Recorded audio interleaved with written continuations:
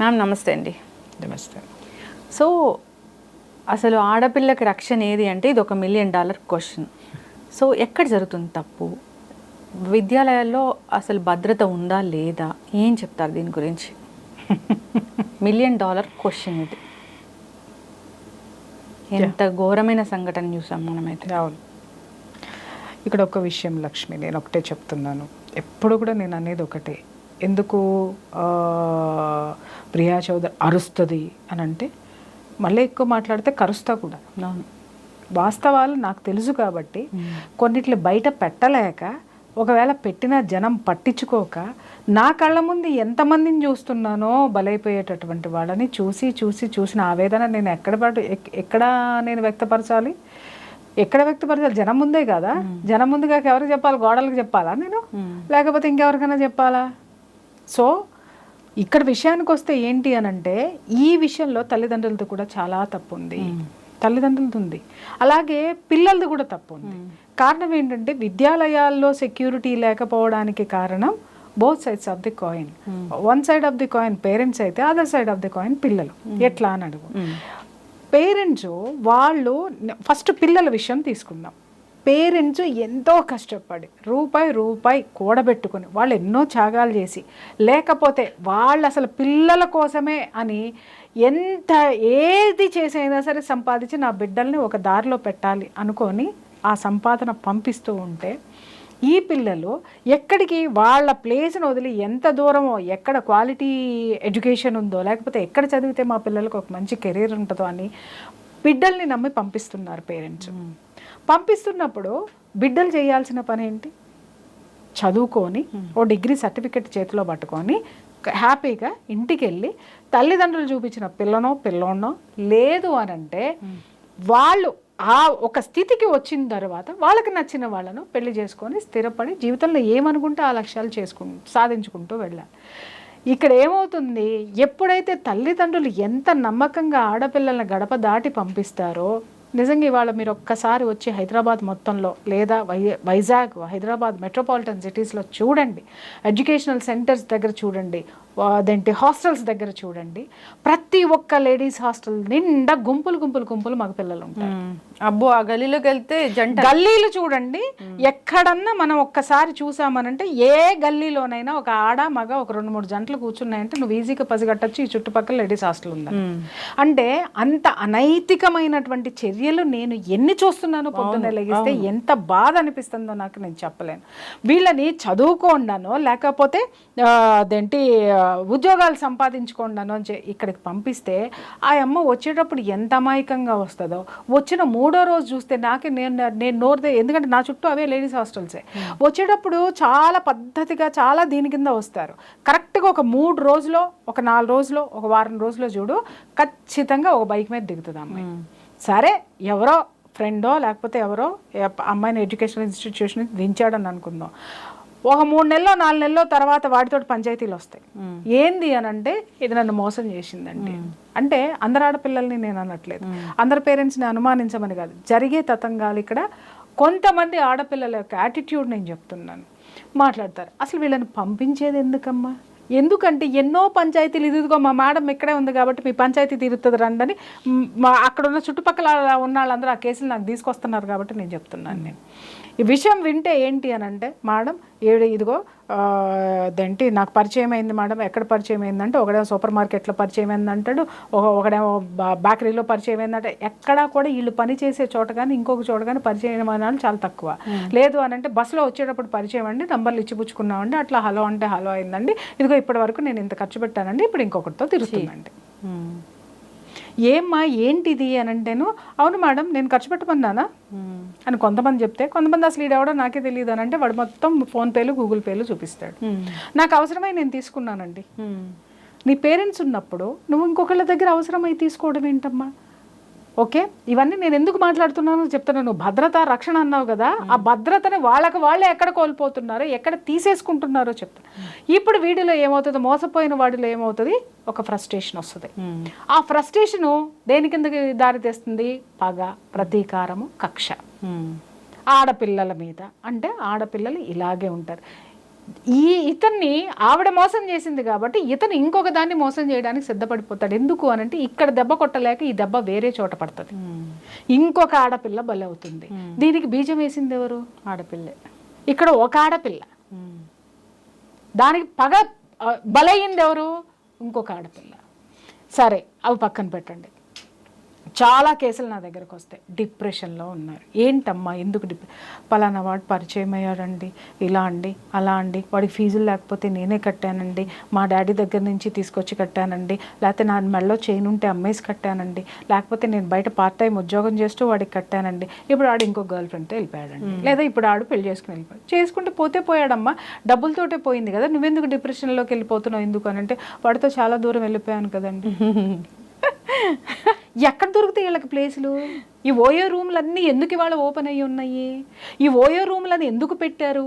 ఎందుకు ఈ దరిద్రం అంతా వచ్చింది? అసలు దీన్ని ఎవడు ఎందుకు అరికట్టడో? అడల్టరీని చట్టబద్ధం చేసిన తర్వాత ఈ జరుగుతున్నది ఏంటంటే, అడల్టరీని ఎందుకు చట్టబద్ధం చేశారు అని అంటే, రోడ్డు మీద ఆడపిల్లల బతుకులు ఛిద్రమైపోయినాయి కాబట్టి వాళ్ళకి ఒక మెరుగైనటువంటి జీవితం కోసం హింసించబడకుండా, సమాజం నుంచి వెలివేయబడకుండా ఒక విధంగా ఇది మంచిదే అనిపించింది. కానీ వాడు అడల్టరీ ఎక్కడ జరుగుతుంది? చక్కగా ఇంట్లో ఉండి అమ్మా నాన్నల అండ ఉన్నటువంటి ఆడపిల్లలు, అలాగే జీవితంలో ఎంతో సాధించాల్సినటువంటి ఆడపిల్లలు అడల్టరీకి వెళ్ళిపోతున్నారు, లివింగ్ టుగెదర్లోకి వెళ్ళిపోతున్నారు. ఇవాళ మనం ఈ రెండు పదాలు మాట్లాడద్దేమో. అడల్టరీ అని ఎందుకు నేను వాడాను అనంటే, ఇందాక చెప్పే క్విడ్ ప్రోకో అనమాట. నీకు ఇది ఇస్తా నాకు అది దాన్ని ఏమంటారు? అడల్టరీ అనరా? అవును. నువ్వు వాడి దగ్గర అన్ని డబ్బులు గూగుల్ పేలు ఫోన్ పేలు చేయించుకున్నావు, ఫేషియల్ చేయించుకున్నావు, అన్ని చేయించుకున్నావు, చివరికి అన్ని తూచన్నావు, ఆడి పానిక్ అటాక్లు వచ్చి ఆడి చచ్చాయి. రైట్? ఇక్కడ ఇంకొక వెర్షన్ వచ్చేసరికి లివింగ్ టుగెదర్. ఇది పెద్ద పాష్ మాట అనమాట. అంటే మేము ఒకళ్ళనొకళ్ళు అర్థం చేసుకుంటున్నామండి. అర్థం చేసుకోవాలంటే పడుకోవాలా? పచ్చిగా మాట్లాడుతున్నాను నేను, ఈ పదాలు వాడకూడదు నేను, కానీ కడుపు మండి మాట్లాడుతున్నాను నేను. ఏం చేస్తున్నారు మీరు బయటకు వచ్చి? మీ పేరెంట్స్ మిమ్మల్ని ఎందుకు పంపించారు? చివరికి పేరెంట్స్ పరిస్థితి ఎలా అయిపోయింది అంటే, ఏమన్నా వాళ్ళకి తెలుసమ్మా, తెలియకుండా మాత్రం ఉండవు. ఎందుకంటే ఒక తల్లి పసిగట్టలేనంత దౌర్భాగ్య స్థితిలో ఏముండదు, ఒక తండ్రి పసిగట్టలేనంత దౌర్భాగ్య స్థితిలో ఉండదు. కొంతమంది పేరెంట్స్ నా దగ్గర వాపోతారు, మేడం అలా కాదు, పిల్లలు కదా, మా పిల్లలు తప్పు చేయరు, మేము బాగా పెంచామండి, కానీ ఇలా చేశారండి. అంటే నువ్వు బాగా పెంచితే వాళ్ళు ఎందుకు అట్ట తయారయ్యారు? బాగా పెంచుతున్నామన్న నెపంతో వాళ్ళని ఎక్కడ పట్టుకోవాలో అక్కడ పట్టుకోవడం వదిలేసావు, ఎక్కడ జాగ్రత్తలు చెప్పాలో చెప్పటం వదిలేసావు. నీ అమితమైనటువంటి ఆ దిక్కుమాలినటువంటి ప్రేమతోటి నా పిల్లలు బాగా ఉండాలి అని చెప్పేసి అని నువ్వు ఒక చోట నుంచి ఒక చోటకి బతకడానికి వచ్చి, లేదా ఒక చోట నువ్వు బతుకు తెరువు కోసం సంపాదించిందంతా వాళ్ళ మీదే పెట్టి అతి ప్రేమతోటి వాళ్ళకి ఆ అలవిమాలిన స్వేచ్ఛను నువ్వు ఇచ్చి బయటికి పంపించావు. వాళ్ళు ఏం చేశారు దాన్ని? వాళ్ళు ఇంకొకటి, ఈ విధంగా ఆడపిల్లలు సమాజంలో కూడా ఏమవుతున్నారు అనంటే భద్రతని కోల్పోతున్నారు. ఇది ఎవరికి అర్థం కానటువంటి విషయం.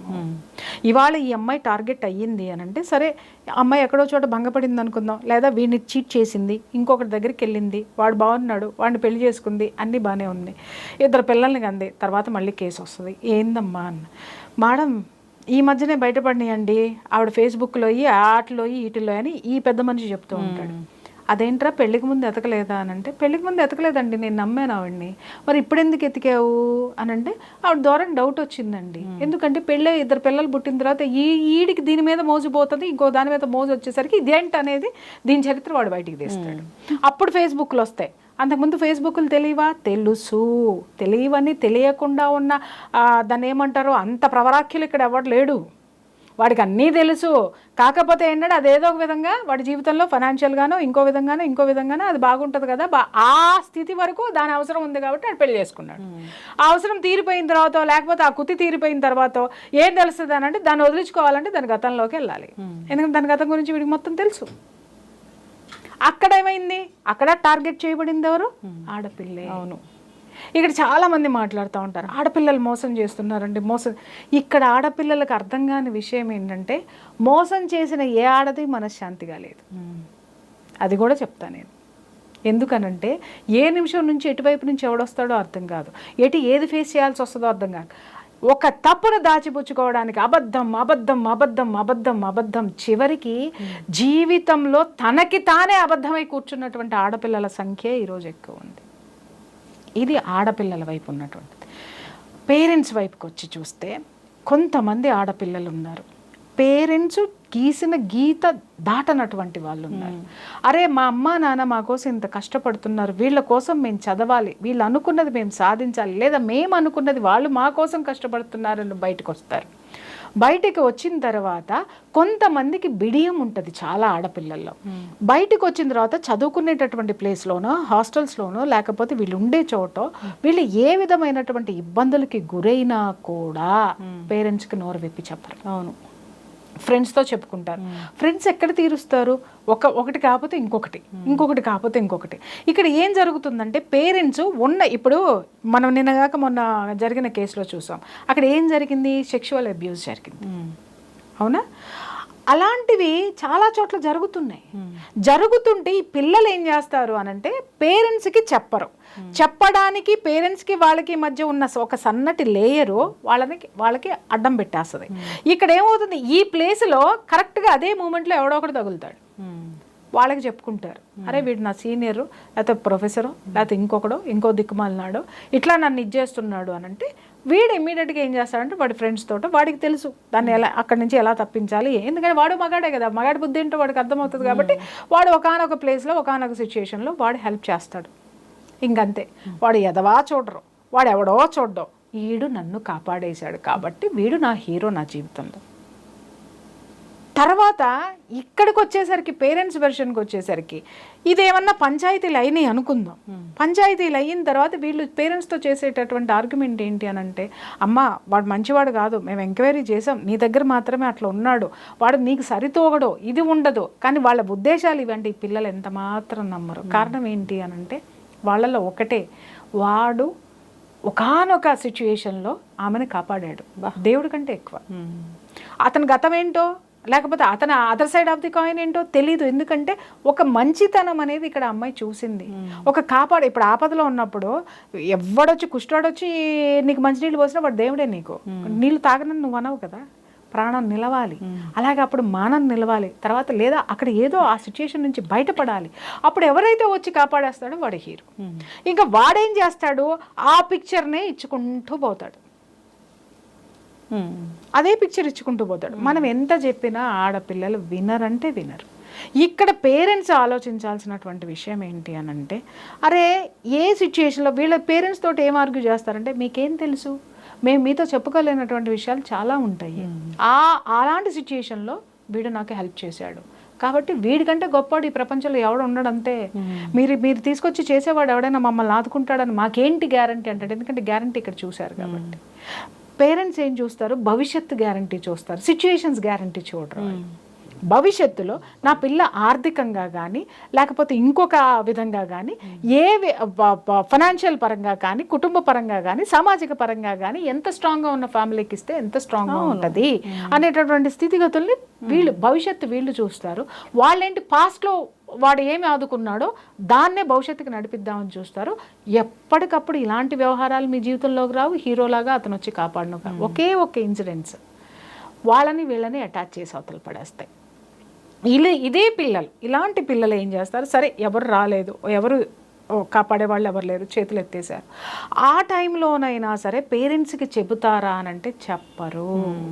అటు పేరెంట్స్కి చెబితే ఏంటి అంటే, అమ్మో నా మీద ఇంత డబ్బు ఖర్చు పెట్టారు, మా పేరెంట్స్ నేనంటే చాలా ఇది అవుతున్నారు, ఇప్పుడు నేను ఏదన్నా చేస్తే చదువు ఆపిచ్చేసి తీసుకెళ్ళిపోతారు, ఇప్పుడు నా కెరీర్ ఏమైపోతుంది, అలాగే నా పేరెంట్స్ని జనం ఏమనుకుంటారు అంటే బంధువులు ఏమనుకుంటారు, సమాజం ఏమనుకుంటుంది, నేను వెళ్ళిపోతే ఏం ఫీల్ అవుతారో అని చెప్పేసి అని కుమిలి ఏడ్చి డిప్రెషన్లోకి వెళ్ళిపోయి ఎటూ కాకుండా అయిపోయి నలిగిపోయేటటువంటి ఆడపిల్లల సంఖ్య కొంత ఉంటే, కొంతమంది ఆడపిల్లలు పేరెంట్స్కి చెప్పలేక లోపల దాచుకోలేక, అలాగే పేరెంట్స్ వైపు other side of the parents coin వైపుకి మనం వస్తే, వాళ్ళు ఒకవేళ పిల్లలు ఎప్పుడైనా చెప్పారు అనుకుందాం, అమ్మ ఇట్లా ప్రొఫెసర్ ఉన్నాడు వాడు సతాయిస్తున్నాడు, వీళ్ళు ఏం చేస్తారంటే డీప్గా వెళ్ళి చెప్పరు, పేరెంట్స్ హర్ట్ అవుతారు.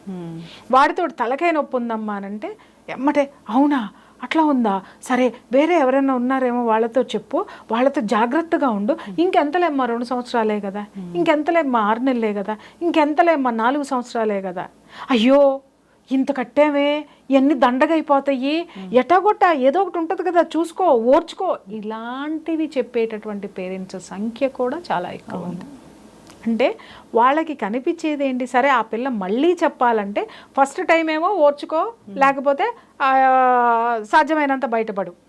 రెండోసారి చెప్పామనుకోండి, రెండోసారి చెప్పిన తర్వాత నువ్వు జాగ్రత్తగా ఉండు. మూడోసారి చెప్పేసరికి వాళ్ళ సహనం చచ్చిపోయి పేరెంట్స్ డబ్బులు ఇంత ఫీజులు కట్టాము, ఆ కాలేజీలో సీట్ రావడం చాలా కష్టము, లేదా నీకు ఇంత ఖర్చు పెడుతున్నాము, అవి అమ్మేసాము, ఈ అమ్మేసాము. మిమ్మల్ని అమ్మేసి కట్టమందా మీ అమ్మాయి? మీ ప్రెస్టేజ్ కోసము, మీ దీనికోసము ఖర్చులు పెట్టుకుంటూ చేసుకుంటూ మీ పిల్లల్ని ఎందుకు బలి చేస్తున్నారు మీరు అనేసరికి అమ్మాయి నోటికి తాళం పడిపోతుంది. ఇక్కడ 2 రకాలు చెప్పాను. ఏంటి, కొంతమంది ఆడపిల్లలు గొంతు విప్పి పేరెంట్స్కి చెప్పలేరు. చెబితే ఏం జరుగుతుందో, పేరెంట్స్కి చెడ్డ పేరు వస్తుందా, లేకపోతే పేరెంట్స్ మిగిలిన దీంట్లో, లేదా పేరెంట్స్ ఎలా రిసీవ్ చేసుకుంటారో, నాదే తప్పని అంటారో, ఇలా రకరకాలుగా ఆలోచించేటటువంటి ఆడపిల్లలు ఇలా ఇంట్లో చెప్పినా కూడా బోళ్ళంత డబ్బు కట్టామనో, లేకపోతే ఓర్చుకో అని చెప్పటము, లేకపోతే అట్లా కాదులే నువ్వే పొరపడ్డా ఏదో, ఎందుకంటే they don't have any knowledge. Parents అస్సలు నాలెడ్జ్ ఉండదు, ఎందుకంటే వాళ్ళ దాంట్లో స్టూడెంట్స్ కాదు, భరించే వాళ్ళకే తెలుస్తుంది. అది కాలేజ్ అయినా, జూనియర్ కాలేజ్ అవని, లేకపోతే ఇంకొక చోటని మెడికల్ కాలేజ్ అవని, ఏదైనా సరే అవని, ఎడ్యుకేషనల్ ఇన్స్టిట్యూషన్స్లో ఇలాంటివి జరిగినప్పుడు ఈ సంఘటనలన్నీ చూసిన తర్వాత నాకున్నది ఏంటి అని అంటే, ఇలాంటి పిల్లలేమో కొని తెచ్చుకుంటున్నారు సమాజం నుంచి. ఇది ఫస్ట్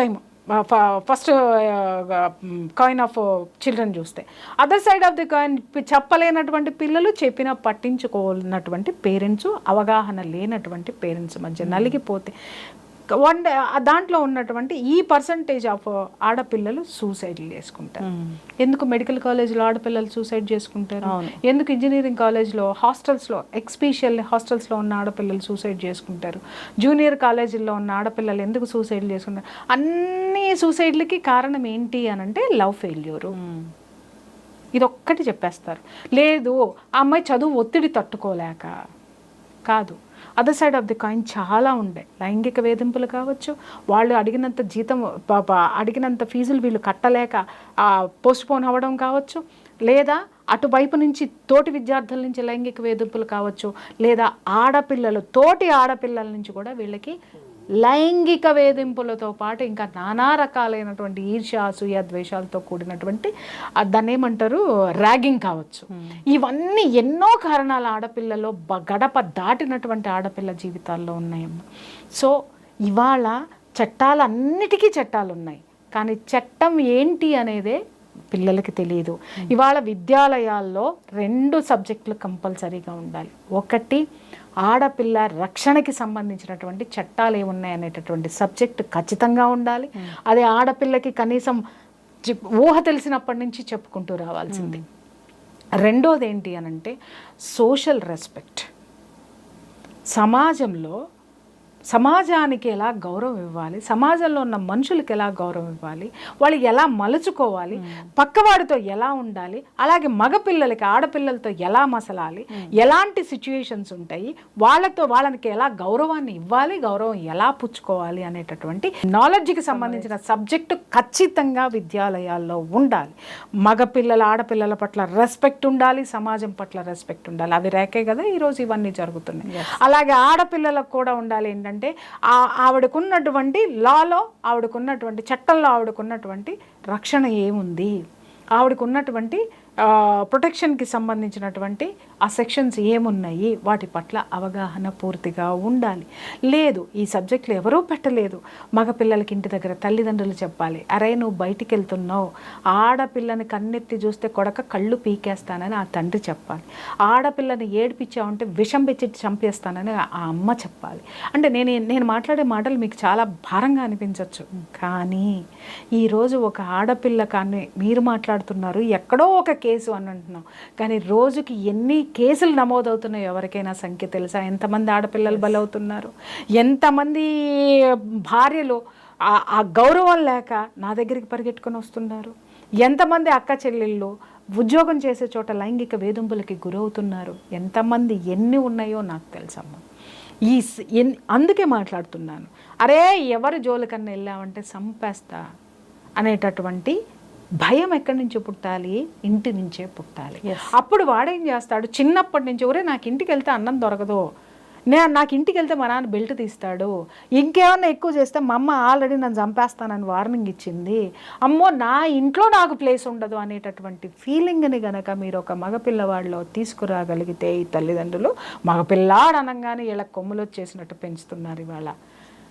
ఇది నేను ఒక్కటే చెప్తున్నాను కదా, ఎవరిని తయారు చేస్తున్నారు మీరు తెలుసా? ఎవరిని తయారు చేస్తున్నారు? ఈ సమాజంలో ఒక హంతకుడిని తయారు చేస్తున్నారు, ఒక రేపిస్టుని తయారు చేస్తున్నారు, ఇంకా ఎక్కువ మాటల ఒక మర్డరర్ని తయారు చేస్తున్నారు మీరు. ఎస్, ఇవన్నీ కూడా నేను చెప్తున్నాను కదా, ఒక కారణం కాదు తల్లి. భద్రత ఏది ఉంది అంటే చట్టంలో ఎందుకు లేవు? చట్టం ఎవడన్నా చదివాడా? న్యాయశాస్త్రం ఎవడన్నా చదివాడా? ఆడపిల్లకు ఉన్నటువంటి రక్షణ ఏముంది? న్యాయస్థానాల్లో ఎలాంటి రక్షణలు ఉన్నాయి? ఈ సమాజంలో బ్రతకడానికి న్యాయస్థానం ఎలాంటి రక్షణ కల్పించింది? చట్టంలో ఏమున్నాయి? చదువుకున్నారా? ఏ పేరెంట్స్ అయినా పేరెంట్స్కి తెలియదు, పిల్లలకి తెలియదు, పక్కింటాడికి తెలియదు, బాస్కి తెలియదు, ఎవడికి తెలియదు, ఎవడ పని ఆడు చేసుకుంటూ పోతూ ఉన్నాడు. ఎస్, ఎప్పుడు మనం ఇట్లా వెనకమాల పడుతున్నామంటే మనకి ఏదో ఒక కేసు సంచలనమైనప్పుడు మాత్రమే దీని గురించి ఒక 10 నిమిషాలు మాట్లాడుకుని వదిలేస్తున్నాగా. నిత్యం దీని మీద డిస్కషన్లు పెట్టేటటువంటి ఛానల్స్ ఎన్ని ఉన్నాయి? నిత్యం దీని మీద మాట్లాడేటటువంటి బాధ్యతాయుతమైనటువంటి వాళ్ళు ఉన్నారు, లేరని నేను అనట్లా, కానీ వాళ్ళ గొంతుకలు సరిపోవడం లేదే. కొందరైతే కంటెంట్ చేస్తారు, ఆడపిల్లల మీద నానా మాటలు అంటూ చేస్తారు, ఆడపిల్లల్ని నానా రకాలుగా అనిపిస్తూ ఇప్పుడు చేస్తారు. అందాకెందుకమ్మా, నిన్న నిన్న నిన్న నిన్న కలకత్తాలో జరిగిన ఇష్యూ మీద ఒక్కసారి సోషల్ మీడియాలో కొంతమంది మగపిల్లలు పెట్టిన పోస్టులు చూడండి. ఒక్కొక్కడిది కత్తిరించి కుమ్మి వాళ్ళ అమ్మా నాన్న ముందే వాడి ముఖం మీద ఉమ్ము ఇయ్యాలన్నంత కసి వచ్చింది నాకైతే మాత్రం. అంటే ఒక్కొక్కడు ఎలాంటి కామెంట్స్ పెట్టాడో తెలుసా? ఒకడు పెట్టాడు, ఇది ఏమంత అంత అందంగా ఉందని 10 మంది దీని వెనకమాల పడ్డ దీన్ని అంత ఇదిగా మానభంగం చేశారని ఒకడు పెట్టాడు. ఇంకొకడు అన్నాడు, ఇంకొకడు ఏం పోస్ట్ పెట్టాడో చెప్పమంటావా? అంటే నార్మల్గా ఉన్న ఆడదానమ్మడు కూడా ఇంతమంది పడింది, ఇలా చేస్తారా? ఇలాంటి మగాళ్ళు కూడా ఈ దేశంలో ఉన్నారా? అంత సంస్కారంగా పెంచారు తల్లిదండ్రులు. ఎంత సంస్కారవంతమైన తల్లిదండ్రులో చెప్తున్నాను. ఇవాళ నిజంగా బాధ్యతాయుతమైనటువంటి పేరెంట్స్ కనుక ఉంటే మీ పిల్లల ఇన్స్టాగ్రామ్లు, మీ పిల్లల ఫేస్బుక్లు ఓపెన్ చేసి చూడండి చాలు, ఆడపిల్లైనా మగపిల్లైనా వాళ్ళు ఎట్టాంటి వాళ్ళు అనేది అర్థమైపోతుంది. రేపు వాళ్ళ ఎదుగుదల ఎలాంటిది, వాళ్ళ మనస్తత్వం ఎలాంటిది, వాళ్ళు రేపొద్దున సమాజంలో మీకు ఎంత గొప్ప కిరీటాలు తీసుకొస్తున్నారో కూడా అర్థమవుతుంది. ఈ కామెంట్స్ పెట్టే వాళ్ళు నిజంగా ముందు పేరెంట్స్ బాధ్యతారాహిత్యంగా ఉన్నారు. ఎక్కడ పిల్లల్ని పెంచడంలో మాత్రమే కాదు, సమాజంలో జరిగేటటువంటి ఇలాంటి నేరాల్ని ప్రతిఘటించడంలో కూడా బాధ్యతారాహిత్యంగానే ఉన్నారు. నాదేం పోయిందిలే, అడో ఒకడు స్కూటర్ మీద పోతూ ఉంటాడు, పక్కన ఏదన్నా జరిగితే మా పిల్లల్ని తొందరగా స్కూల్కి తీసుకెళ్లాలంటాడు, కానీ యాక్సిడెంట్ అయి పడిపోతున్నాడు, కనీసం అంబులెన్స్కి కూడా ఎవడో ఫోన్ చేయనటువంటి బాధ్యతారాహిత్యమైనటువంటి సమాజంలో ఇవాళ మనం లేవా? ఖచ్చితంగా భద్రత అంటే భద్రత మన దగ్గరే ఉంది, కానీ దానికి ఏం చేసామో, భద్రతను ఏం చేసామో మనం గాలికి వదిలేసి మనం ఏది చేయకూడదో అది చేస్తూ భద్రతకి కూడా భద్రత లేనంతగా చేసుకున్నాం. ఖచ్చితంగా.